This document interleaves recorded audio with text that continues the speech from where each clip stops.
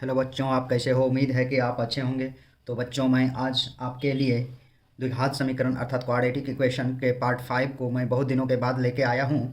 तो बच्चों, इसके लिए सॉरी, क्योंकि मैं आप लोगों के बीच बहुत दिनों के बाद आया हूँ। बीच में कुछ काम होने के वजह से मैं बहुत दिनों से आप लोगों से दूर रहा हूँ। इसके लिए आप लोगों से मैं सॉरी मांगता हूँ बच्चों। और आज से आप लोगों की परीक्षा शुरू हो गई है। तो मैं ईश्वर से प्रार्थना करता हूँ कि आप लोगों का एग्ज़ाम बहुत ही अच्छा हो।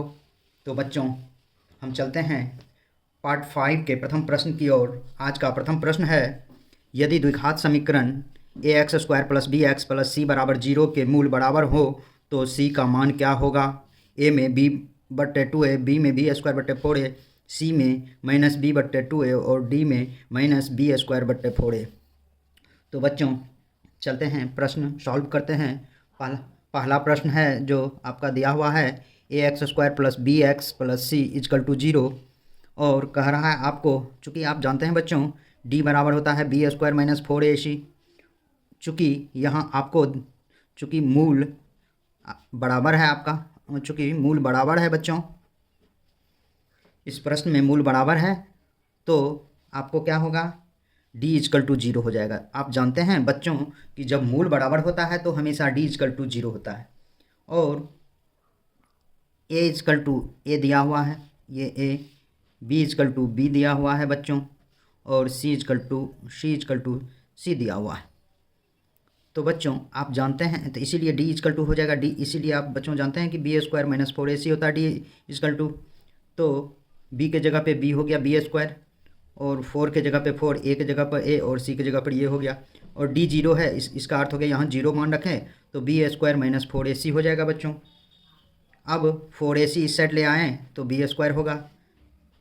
आपको मांग क्या रहा है? c का मान मांग रहा है बच्चों। c को यहीं छोड़ दे, अर्थात आप इसको लिख सकते हैं 4a × c = b²।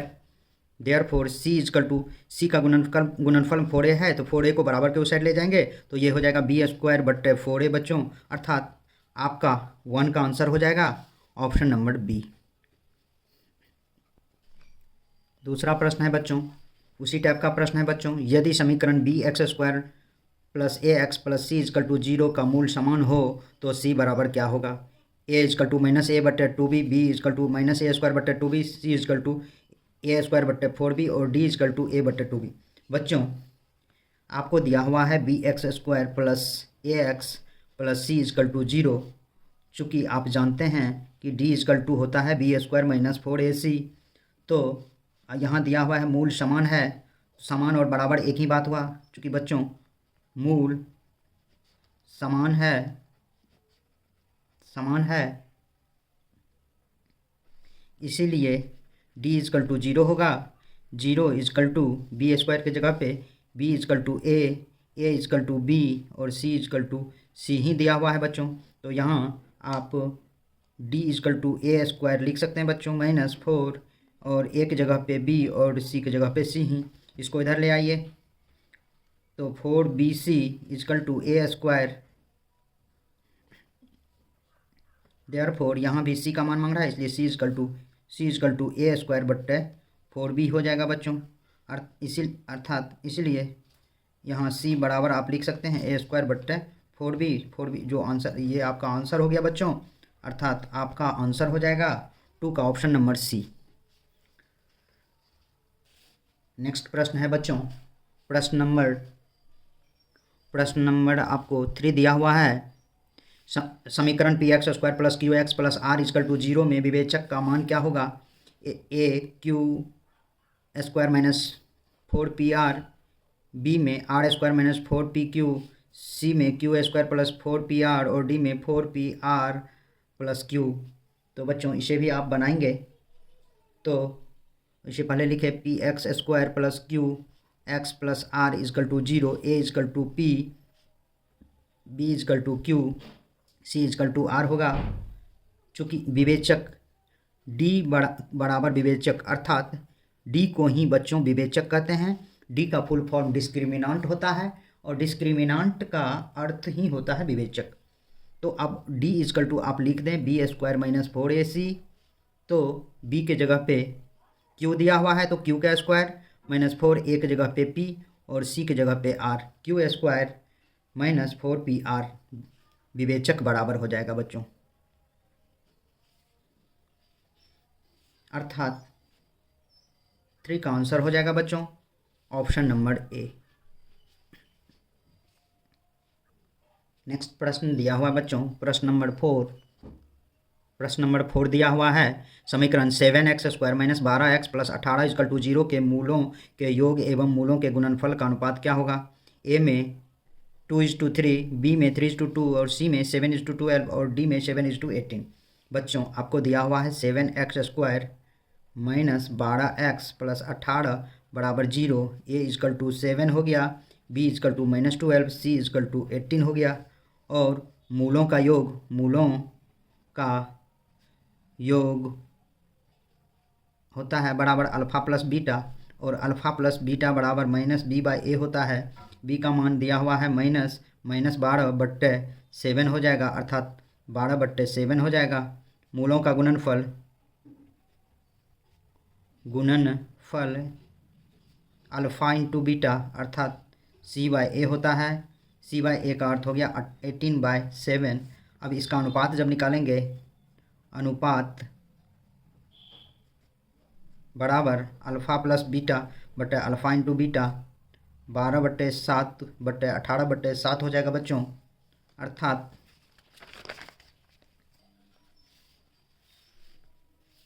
अर्थात आप लिख सकते हैं 12/7 गुना 7/18 लिख सकते हैं बच्चों। 7 7 कट गया, 6 दूना 12, 6 3 18, 2/3 अर्थात 2:3, अर्थात आपको 4 का आंसर हो जाएगा बच्चों ऑप्शन नंबर ए।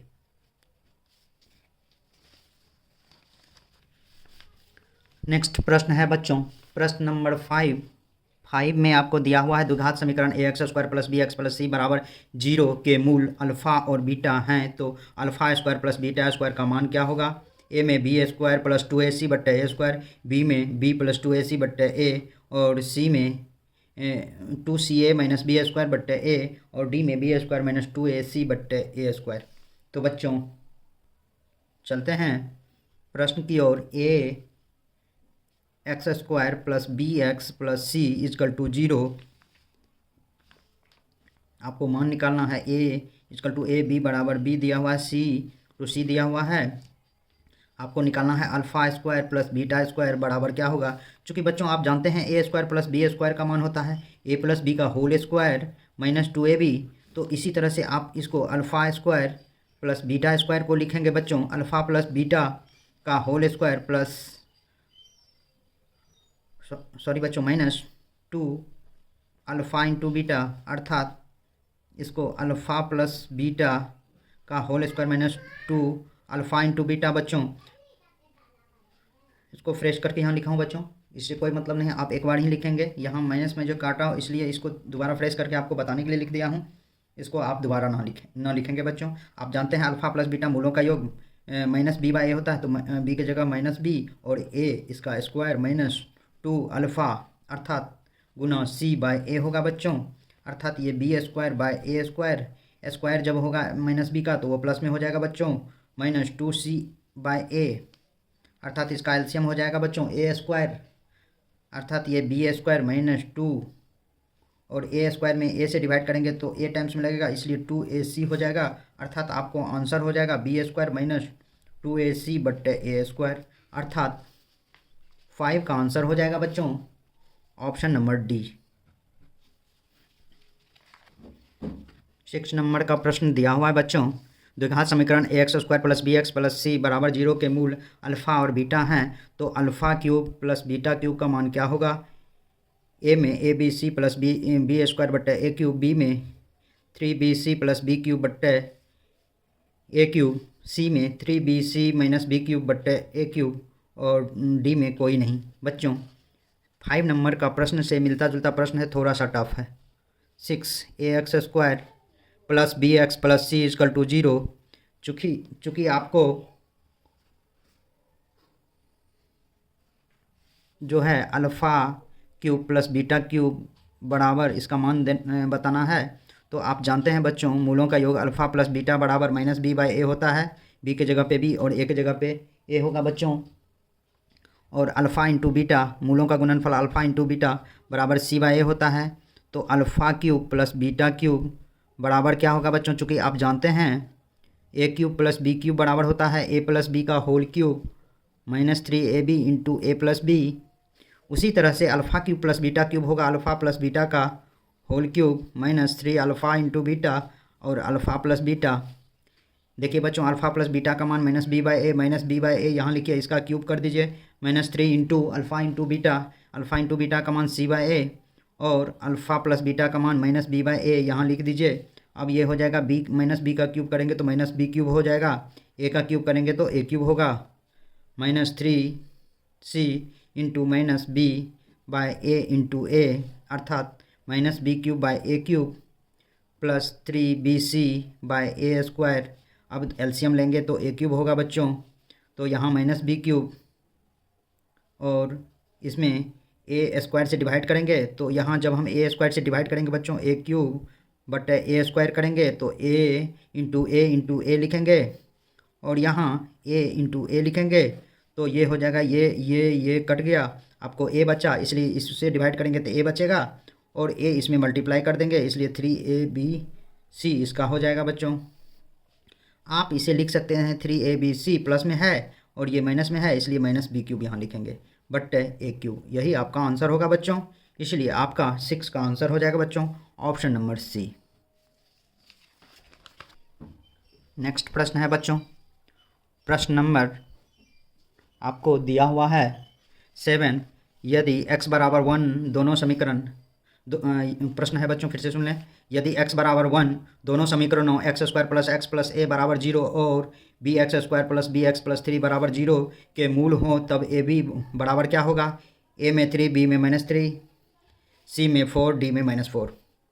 बच्चों आपको दिया हुआ है प्रश्न x square plus a equal to 0, x equal to 1, 1 का square plus 1 plus a equal to 0, 1 plus 1 plus a equal to 0, 2 plus a equal to 0, therefore a equal to -2। अब bx square plus bx plus 3 equal to 0 दिया हुआ है आपको और x बराबर यहाँ भी 1 है तो b इंटू 1 का square plus b into 1 plus 3 equal to 0, b into 1 plus b equal to -3 लिख सकते हैं बच्चों, क्योंकि ये +3 उधर जाएगा तो -3 हो जाएगा। ये b plus b equal to -3 2b equal to -3, therefore b equal to -3/2 हो जाएगा बच्चों। आपको मान किसका मांग रहा है, तो मान मांग रहा है ab का। a का मान दिया हुआ है -2, b का मान -3/2, ये कट गया, माइनस इंटू माइनस +3 आंसर हो जाएगा बच्चों, इसीलिए 7 का आंसर हो जाएगा ऑप्शन नंबर ए। 8 नंबर प्रश्न दिया हुआ बच्चों, द्विघात समीकरण 2x square minus 4x plus 3 बराबर 0 का विवेचक क्या होगा, a बराबर 0, b बराबर -4, c बराबर 4, d बराबर -8। बच्चों आपको दिया हुआ 2x square minus 4x plus 3 equal to 0, a equal to 2, b equal to -4, c equal to 3, विवेचक अर्थात d equal to b square -4ac होता है।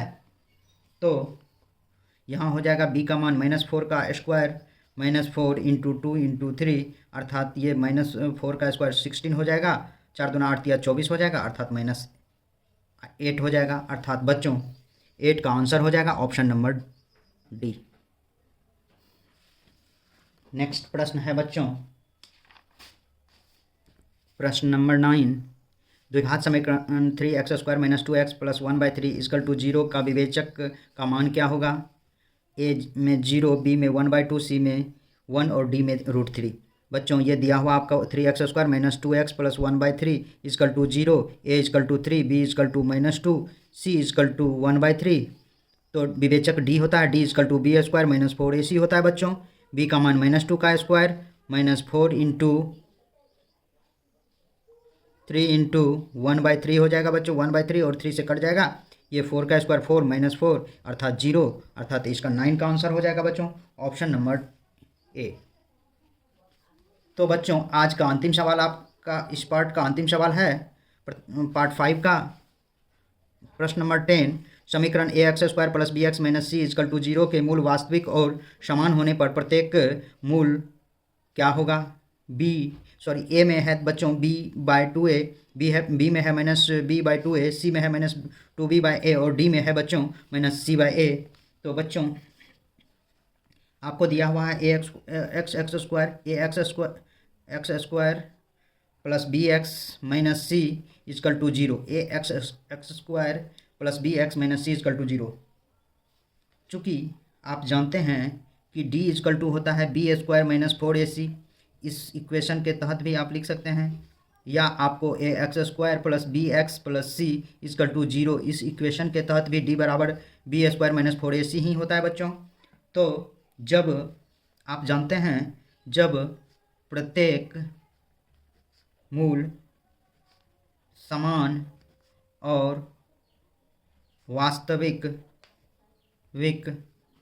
हो तो d बराबर 0 होगा। तो आप इसे बच्चों 0 होगा तो आप इसे लिख सकते हैं x बराबर -b plus minus √b² minus 4ac/2a, अर्थात -b प्लस माइनस √d, क्योंकि b² माइनस 4ac का मान d है बट 2a, और जानते हैं कि d बराबर क्या होता है 0 बच्चों। अभी तुरंत बताया हूँ प्रत्येक मूल समान और वास्तविक जब होगा तो उसका d हमेशा क्या होगा 0 होगा, इसलिए -b प्लस माइनस √0/2a और √0 अर्थात आप इसे -b प्लस माइनस 0/2a लिख सकते हैं, अर्थात इसमें -b में 0 घटाएंगे और जोड़ेंगे तो बात एक ही होगा, तो इसलिए इसको लिख सकते हैं -b/2a। आपका आंसर हो जाएगा जो दिया हुआ है आपको -b/2a, अर्थात ऑप्शन नंबर बी आपका आंसर होगा बच्चों। तो बच्चों आज के वीडियो में बस इतना ही। मेरे यूट्यूब चैनल पे बने रहने के लिए आप लोगों को बहुत बहुत धन्यवाद, तथा ऐसे वीडियो को देखने के लिए हमारे चैनल को ज़रूर से ज़रूर सब्सक्राइब करें बच्चों। वैसे तो मैं बच्चों आज बहुत दिनों के बाद वीडियो डाला हूँ, इसके लिए मैं आप लोगों से क्षमा चाहता हूँ। आप मेरा वीडियो को ज़रूर से ज़रूर देखें, और कुछ परिस्थिति बस मैं बहुत दिनों से वीडियो नहीं डाल रहा था। तो बच्चों फिर मिलते हैं अगले वीडियो की ओर। तो बच्चों आज बस इतना ही।